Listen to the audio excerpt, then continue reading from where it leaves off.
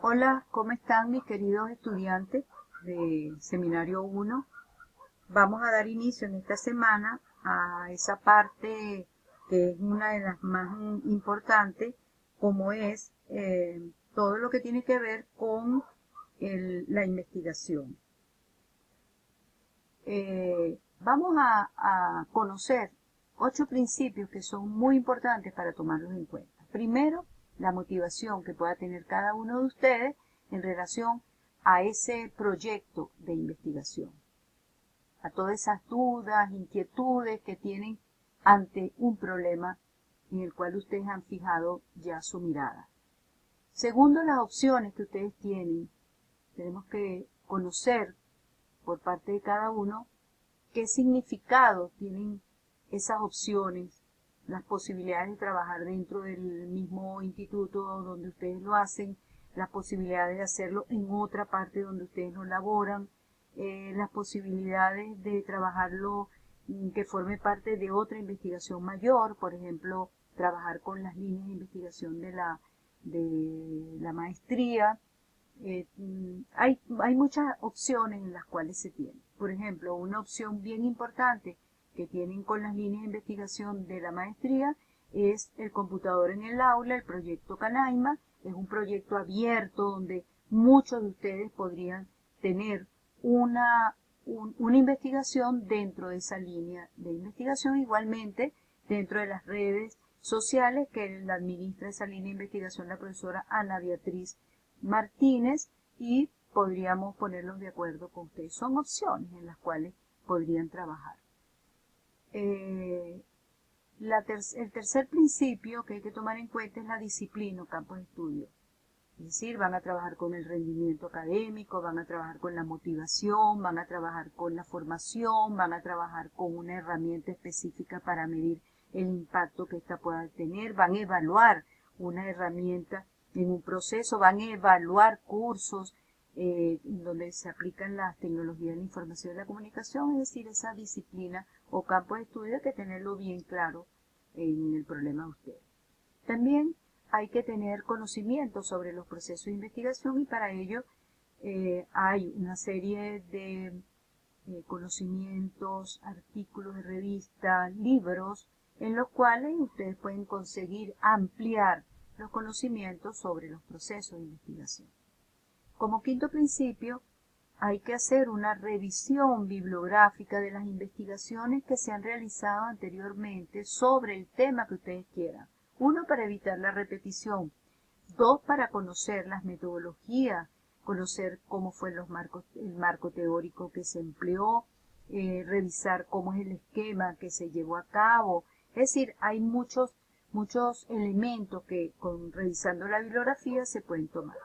Lo otro es el alcance del tema. Y esto es muy importante porque toda investigación debe tener un principio y un fin. No podemos abrir una investigación para no tener el tiempo bien delimitado. Entonces, tenemos que tener claro cuál es el alcance. Es un alcance pequeño, un alcance a varios pasos, es un alcance que corresponde a una parte de una investigación.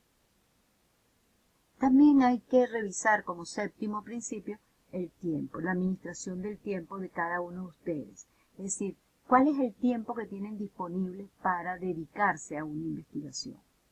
Y como octavo, la factibilidad para esa investigación, es decir, con qué cuento, qué recursos tengo, qué costo, qué apoyo puedo tener y que me van a dar, ¿no? Entonces, en base a eso, nosotros tenemos que definir cuál es esa factibilidad que tengo para la investigación.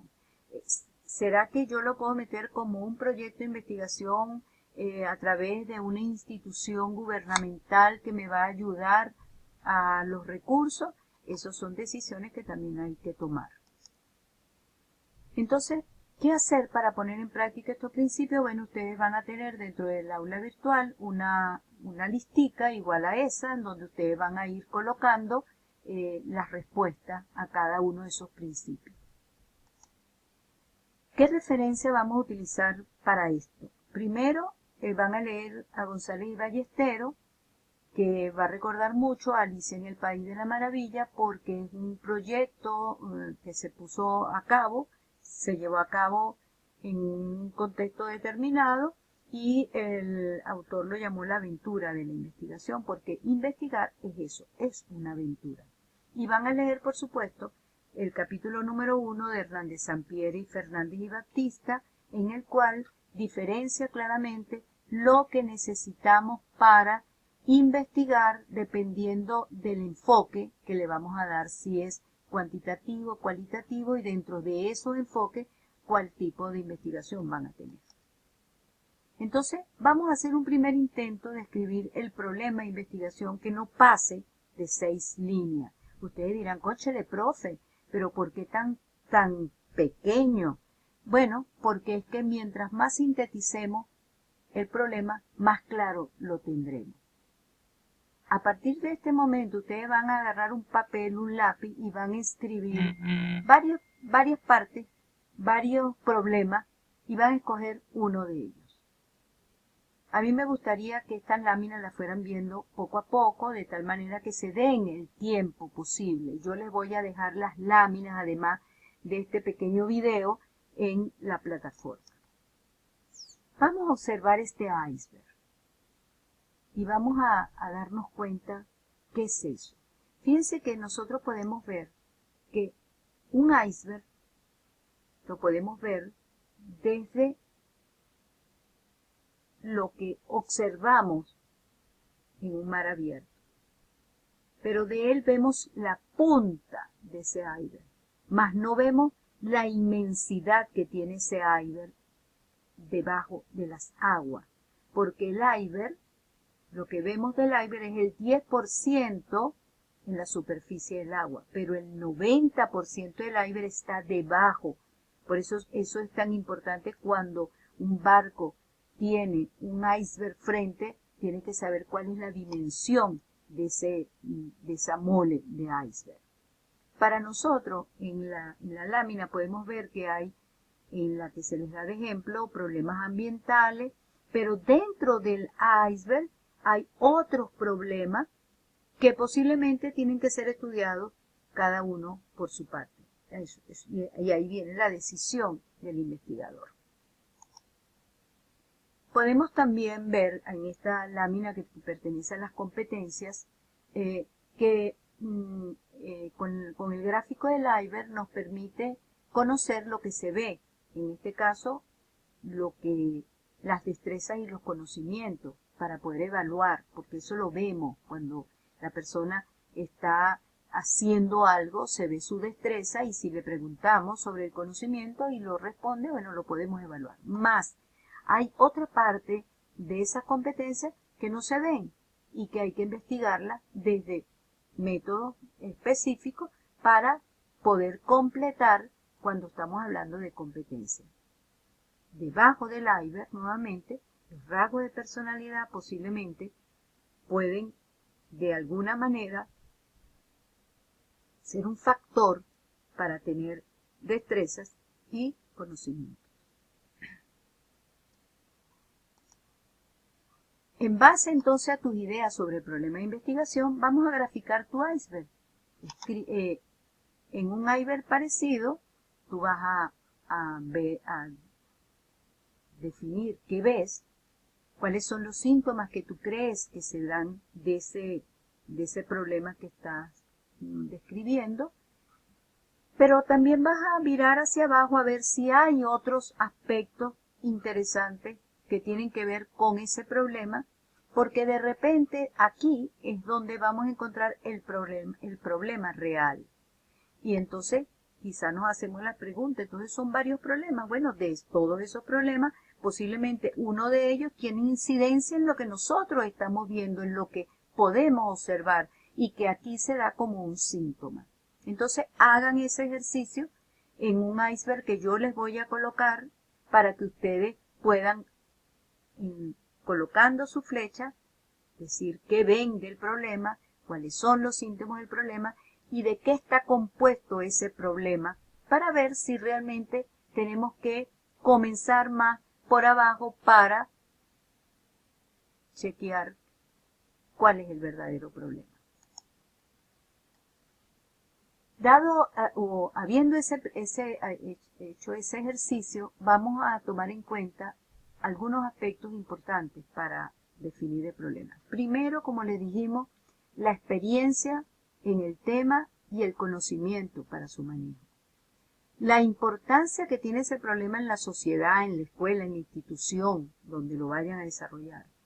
Y 3 tipos de relevancia que tienen que ver con la relevancia científica, si es que van a recrear un conocimiento o van a crear un conocimiento nuevo o van a determinar un conocimiento que el cual no lo habíamos tomado en cuenta. Por ejemplo, el uso de los teléfonos en el aula es un problema que todavía en nuestro país es para estudiar. La relevancia humana, es decir, cómo esto afecta o no a la sociedad en la cual nosotros vamos a empezar a impactar con la investigación y ver si realmente es contemporánea, está al día, no es que vamos a tomar algo que ya se ha investigado con tiempo y hay resultados que no son los del día. Por ejemplo, investigar en este momento lo que es la realidad virtual, podríamos decir que es un tema del momento, como hay otros temas del momento con las tecnologías y con la educación. A partir de haber tomado en cuenta la lámina anterior, vuelvo a revisar mi problema y lo comparo con los elementos de este iceberg y lo mejoro. Es decir, reviso el problema, reviso los síntomas de ese problema, el lugar del problema, es decir, contextualizo el problema, reviso si eso tiene un interés personal o hay un interés institucional para trabajarlo, reviso todos los conocimientos que tengo sobre este tema nuevamente para ver qué debo buscar, dónde debo profundizar y por supuesto empiezo a indagar cuál es el verdadero origen que me da lo que yo estoy viendo sobre el problema. Vuelvo a escribir mi problema después de haber hecho todo este ejercicio que es como un ir y venir. Recuerden a Alicia. Alicia se metía por un callejón y tenía que entrar por el otro y se conseguía lo otro. Estamos en el mismo momento. Entonces vuelvo a escribir mi problema y ahora voy a elaborarme preguntas sobre ese problema. Me voy a aproximar a formular 3 objetivos de investigación, 3 nada más por este momento, para ver si realmente lo que yo he identificado y he descrito como el problema tiene algunas problemáticas o interrogantes que me puedan guiar y luego voy a ver si realmente cómo yo voy a empezar a orientarme para la investigación formulando los objetivos, porque los objetivos son los que me van a dar a mí hacia dónde voy con la investigación y qué requiero para ello. Para hacer esto voy a llenar una matriz que tengo colocada en el aula virtual en donde voy a escribir el problema, voy a ver cuáles son las evidencias o lo que yo estoy observando como causas del problema y me voy a formular las preguntas. Y a esas preguntas le voy a formular posiblemente un objetivo por cada pregunta. Cuando ustedes lo vean en el aula virtual, eso es lo que van a hacer. Me gustaría que ustedes pudiesen tener listo este trabajo que está compuesto por responder los principios, por elaborar su iceberg, por elaborar por escrito, redactado su problema y llenar la matriz.